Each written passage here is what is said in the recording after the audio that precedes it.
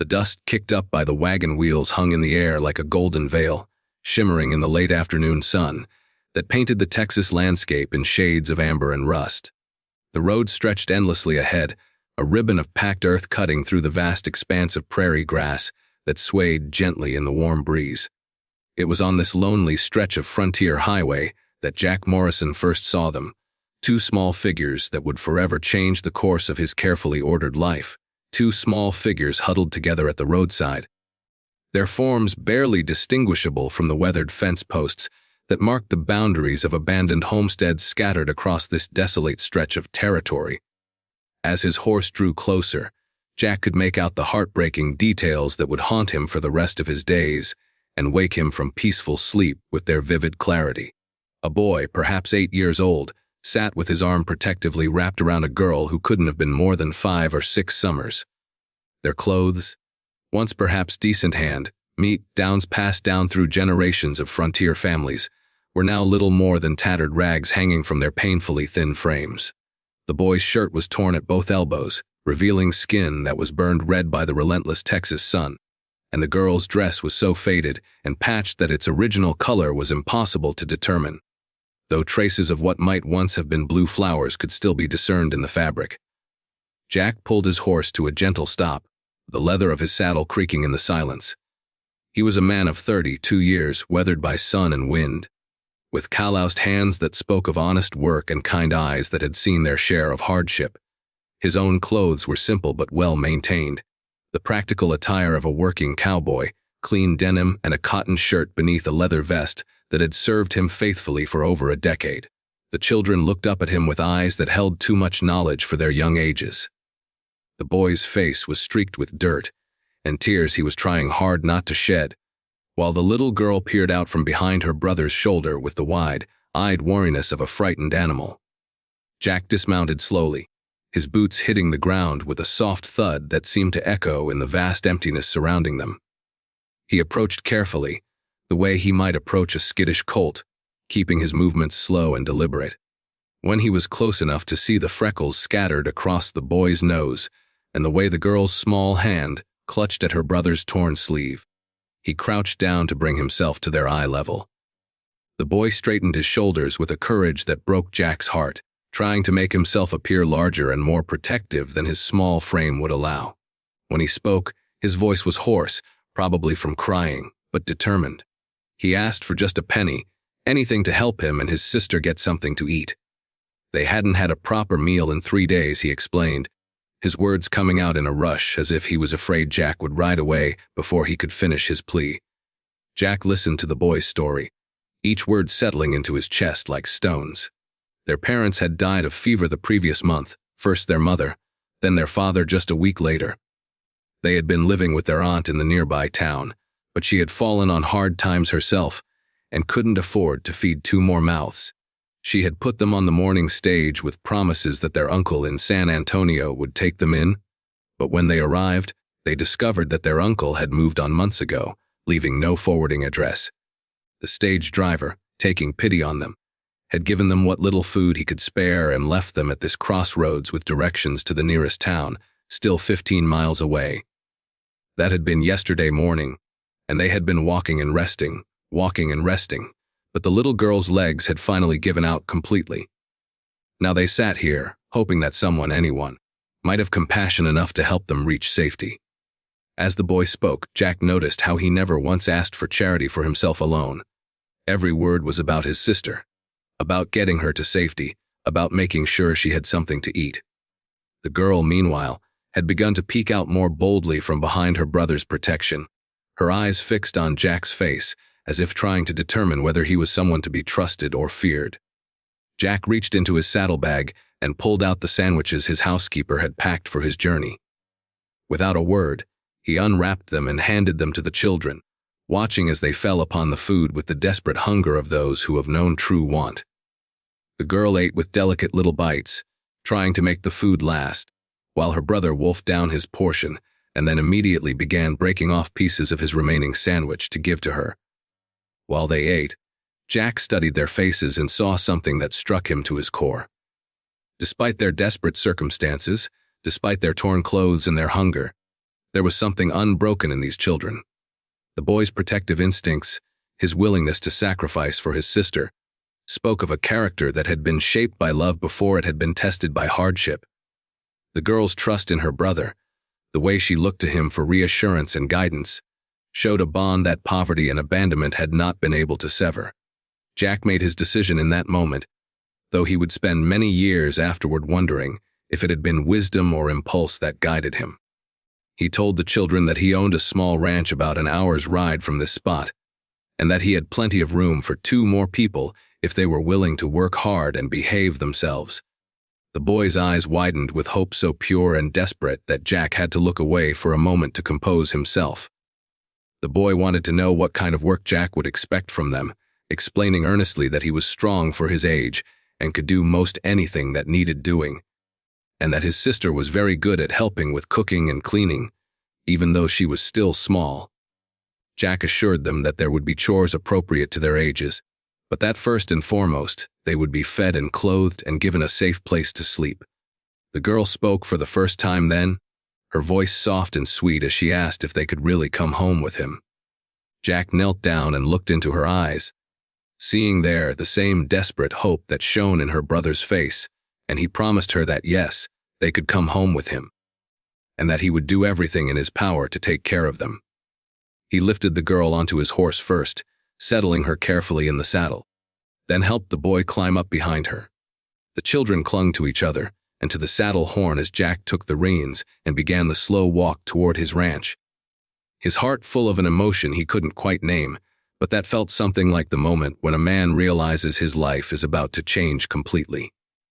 The Morrison Ranch was not a grand spread by the standards of some of the larger cattle operations in the territory, but it was a good, honest piece of land with a comfortable house, a sturdy barn, and enough acreage to support a decent herd of cattle and horses. Jack had inherited it from his father 5 years earlier, and had been working steadily to improve both the land and the buildings, driven by a vision of someday having a family to share it with. He had never imagined that his family might come to him in quite this way. His housekeeper, Maria Santos, was a woman of 50 with graying hair and hands that were never idle, who had been keeping house for Jack's family since he was barely older than the boy now riding his horse. When she saw Jack approaching with 2 children perched on his saddle, she came out onto the porch with her hands on her hips and a look of curiosity mixed with maternal concern on her weathered face. Jack explained the situation as simply as he could while Maria looked the children over with the practiced eye of someone who had raised 6 children of her own. She clucked her tongue sympathetically at their appearance, then immediately set about organizing their care with the efficiency of a field general. First, they would have baths and clean clothes, then a proper hot meal, then beds with clean sheets and warm blankets. The boy tried to protest that they didn't want to be any trouble, but Maria silenced him with a look and a gentle but firm directive to let the adults worry about what was trouble and what wasn't. She bustled the children into the house, already planning what she would need to do to make them comfortable, and talking a steady stream of reassurances in both English and Spanish. Jack watched them disappear into his house and felt a strange mixture of anxiety and rightness settle over him.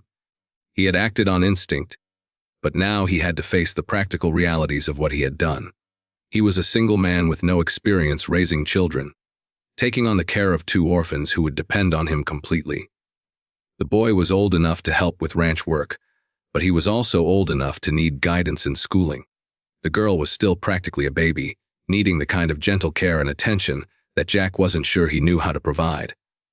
But as the days passed, Jack began to discover that his fears had been largely unfounded. The children, whose names he learned were Thomas and Sarah, settled into life at the ranch with a gratitude and eagerness that touched him deeply. Thomas threw himself into the ranch work with an enthusiasm that made up for his lack of size and strength. He learned to tend the horses, to mend fence, to help with the cattle, absorbing Jack's lessons with the quick intelligence of a child who understood that his future depended on making himself useful. Sarah, despite her tender age, proved to be Maria's eager assistant in the house, learning to help with cooking and cleaning, and showing a natural gift for the domestic arts that reminded Jack poignantly of his own mother. She had a sweet nature and a laugh that seemed to bring sunshine into even the darkest corners of the house. More than their willingness to work, though. It was their simple presence that began to transform Jack's life in ways he hadn't expected. The house, which had seemed comfortable enough when it was just him and Maria, suddenly felt alive with the sounds of children's voices and laughter. Meals became social occasions instead of mere necessities, filled with Thomas's eager questions about ranch work and life on the frontier, and Sarah's chattering observations about everything from the behavior of the barn cats to the patterns made by clouds in the sky. Evenings, which Jack had once spent reading alone by lamplight or planning the next day's work, now included helping Thomas with his letters and numbers, or listening to Sarah's careful recitation of the poems Maria was teaching her. Jack discovered that he had a natural patience for teaching that he had never suspected, and that the children's eagerness to learn made even the most basic lessons a pleasure to share. But it was not all simple domestic bliss. There were challenges that tested Jack's patience and wisdom in ways he had never imagined. Thomas, despite his general good nature, sometimes bristled at Jack's authority, testing the boundaries of their relationship with the instinctive need of a boy who had been forced to be the man of his family for too long. There were moments when his grief for his parents would overwhelm him, and he would retreat into a sullen silence that nothing seemed able to penetrate. Sarah, for all her sweetness, was still very much a little girl who had experienced profound loss and abandonment. She had nightmares that left her crying for her mama, and there were days when she would cling to Maria or to Jack with a desperate neediness that broke his heart. She was terrified of being left behind again, and would sometimes panic if Jack was away from the house longer than expected. Jack learned to navigate these emotional storms with a combination of patience, firmness, and love that surprised him with its naturalness. He discovered that he had reserves of tenderness he had never tapped, and that the simple act of comforting a frightened child or praising a job well done could fill him with a satisfaction deeper than any he had known in his solitary life. The months passed, and the children grew and flourished under Jack's care. Thomas shot up in height and filled out with good food and hard work, becoming a genuinely useful hand around the ranch and a companion Jack genuinely enjoyed. His natural intelligence and curiosity made him an eager student of everything Jack could teach him about ranching, horses, and life on the frontier. Sarah bloomed like a flower in spring, her thin frame filling out with healthy curves and her pale complexion gaining the rosy glow of a well-cared-for child. Her sweetness and natural charm made her a favorite with everyone who met her, and her quick wit and loving nature brought joy to Jack's life in ways he had never imagined possible. But perhaps the most profound change was in Jack himself. The lonely man who had rescued 2 children from the roadside had been transformed by their presence into something he had never expected to become: a father, not in the biological sense, but in all the ways that truly mattered. He found himself thinking of their future with the same concern and planning that he had once reserved for his cattle and his land. He worried about their education, their health, their happiness, their prospects in life. He also found himself thinking about the kind of man he wanted to be for them, the kind of example he wanted to set. The casual profanity that had peppered his speech when he was alone or with other ranch hands disappeared almost without conscious effort. He found himself reading more, both for his own improvement and to be able to help Thomas with his studies. He began attending church in town with Maria and the children, not so much from newfound religious fervor as from a desire to give them the stability and community that he felt they deserved. The transformation was not lost on his neighbors and friends. Jim Bradley, who owned the adjacent spread, remarked one day, while they were working together to repair a shared fence line, that Jack had become a different man since taking in the children. There was a contentment about him, Jim observed, a sense of purpose that had been missing in the years since his father's death. Jack couldn't deny the truth of Jim's observation. For the first time in his adult life, he felt as though he was living for something larger than his own comfort and success. The ranch, which had once been simply his inheritance and his livelihood, now felt like something he was building for the future, a legacy to pass on to the children who had become his own. It was on a warm evening in late summer, almost a year after he had found Thomas and Sarah on the roadside, that Jack made the decision that would formalize what had already become reality in his heart. He was sitting on the porch after supper, watching the children play in the yard while Maria cleaned up inside, when he realized that he could no longer imagine his life without them. The next morning, He rode into town and visited the office of Judge Harrison, the circuit judge who handled legal matters for their county. Jack explained his situation and his desire to legally adopt the children, to give them his name and make them his heirs in every sense of the law. Judge Harrison, who had known Jack's family for years, listened with approval and promised to begin the necessary paperwork immediately. The legal process took several months, involving searches for any other living relatives and formal notices in newspapers across the territory.